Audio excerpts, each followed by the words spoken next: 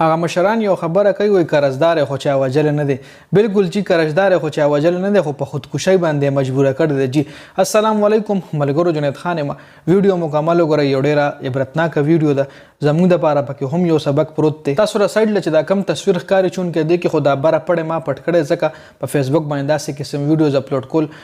خنري ځکه دا ماشومان هم ګوري نو دی الګ چې کم دی خودکشي کړی ده او خودکشي نه مخکې تاسو لچ په سکرین باندې دا کم خط ښکاری دا کم لیټر ښکاری دا د لیکل پرې خیر جی په د باندې د سوملګرو پیسې وی چې وړیر زیات تنګولو پیسې وی ته بار غوستي او چون کې د سره پیسې وی نه پاکستان کې تاسو له پته ډیره زیاته بیروزګاری ده او ګرانی ډیره زیاته ده نو د دې په وجه باندې د سره بل لار نه و د اخر خودکشي کړي ده ګوره په اسلام کې خودکشي حرام ده یو خود د غلطي کړي ده کم کس چې خودکشي کې غزن لدا دنیا هم خراب کا او آخرت ځان له هم خراب کو نو دا ښکارا خبره ده لکه زه دا نه يم چې دا د ښه کار کړي دي غلط کار کړي خودکشي په اسلام کې حرام راځي خو دې ځکه مو خلکو له پیغام دا د اکثر داسې خلک شته په دې معاشره کې چې د خلکو له پیسې ورکوي په سود باندې مطلب چې 1 لک روپۍ ورکړي ولوي مال به شپږ میاشتې پس یو 1.5 لک روپۍ راکې لا به 1,20,000 راکې مطلب د پاسه پتی سپیسي اخري د ټایم چې څومره ټایم زیاتېږي دومره د پیسې زیاتېږي نو خو هغې له سود ویلی شي بلکې یو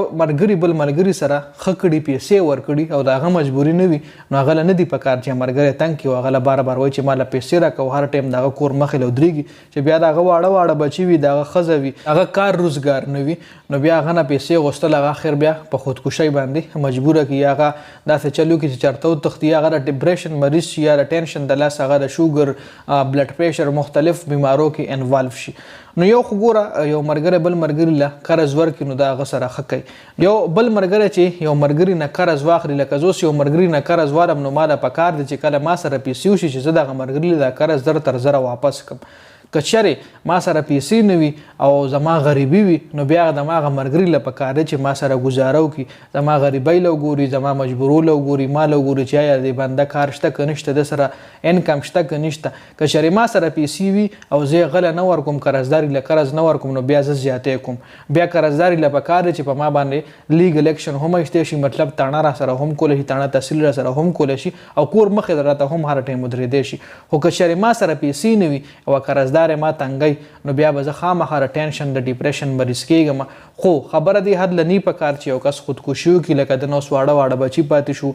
ځوانه جانه ښځه به ترې پاتې شوي وي نو د هغه یې هم دنیا خواره کړه خپل ځان له زندګي هم خرابه کړه او آخرت هم ځان له خراب کو نو داسې قسم سټپ اوچتول بالکل نی پکار د حالاتو مقابله کول پکار چې هر قسم حالت په انسان باندې راشي ګوره ځوان خو چې کم دی هغه مشران خبره کوي وایي ځوان پیدا سختو د پاره دی نو چې ځوان یو سخت برداشت نه کی مطلب ټینشن برداشت نه کی ځان ډپریشن کې ورونه چي نو هغه کلی ورل نشي رسیدي بیا هغه خامخا به دغه د ذهن چې کوم وي دغه دماغ چې کوم بیا حالاتونه تختی څنګه چې الله پاک ته دیو بخي الله پاک